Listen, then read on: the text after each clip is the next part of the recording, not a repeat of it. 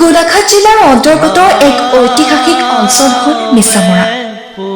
এই ঐতিহ্যপূৰ্ণ মিছামৰা মৌজাৰ খনিকৰ গাঁৱতে বিৰাজমান মহান খনিকৰ পুথি। এই খনিকৰ গাঁৱৰ নামেৰেই মহাপুৰুষ শ্ৰীমন্ত শংকৰদেৱৰ কীৰ্তন আৰু মহাপুৰুষ শ্ৰী শ্ৰী মাধৱদেৱৰ নামঘোষা এই দুভাগ পুথিৰ নাম খনিকৰ পুথি হয়। মানৰ আক্ৰমণৰ সময়ত পুথিভাগ খনিকৰ গাঁৱৰ নিবাসী মণি বৰুৱাদেৱে লাভ কৰিছিল আৰু নিতৌ পুৱা গধূলি পুথিভাগ তেওঁৰ গৃহতে পাঠ কৰিছিল।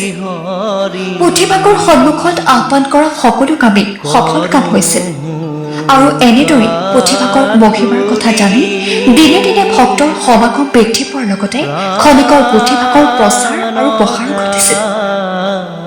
খনিকৰ পুথিভাগীৰ ঘাই বৈশিষ্ট্য হ'ল এই পুথিভাগী শ্ৰৱণ কীৰ্তনৰ বাবে গৃহস্থীৰ অৰ্থাৎ সেৱকী ঘৰলৈ নিওঁতে যিমানেই দূৰ নহওক কিয় পদব্ৰজেহে নিয়া হয়। পুথিভাগীৰ শ্ৰৱণ কীৰ্তন কৰালে সেৱকীৰ সম্পূৰ্ণ মনোবাঞ্ছা পূৰণ হয় বুলিও বিশ্বাস আছে। গাড়ী মটৰত খনিকৰ পুথি নিলে অমংগল হয় বুলিও বিশ্বাস কৰা হয়। অসমৰ বিভিন্ন জিলালৈ পুথিভাগ শ্ৰৱণ কীৰ্তনৰ উদ্দেশ্যে লৈ যোৱা হয়। শুনি আচৰিত হ'বলগীয়া কথা এইটো যে পুথিভাগ আপোনাৰ গৃহত শ্ৰৱণ কীৰ্তন কৰোৱাৰ উদ্দেশ্য মানস কৰিলে প্ৰায় এবছৰৰ পূৰ্বেই যোগাযোগ কৰিব লাগিব।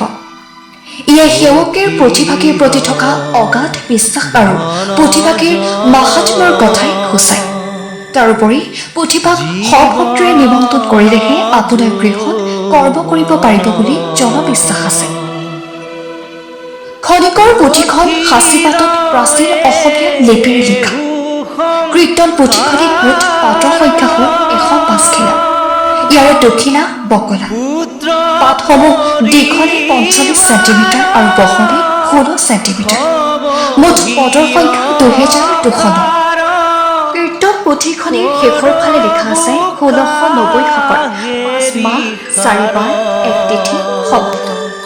ইয়াৰ পৰা জনা যায় এই কীৰ্তন পুথিভাগ লিখি সমাপ্ত কৰিছে 1768 চনৰ আগষ্ট মাহত।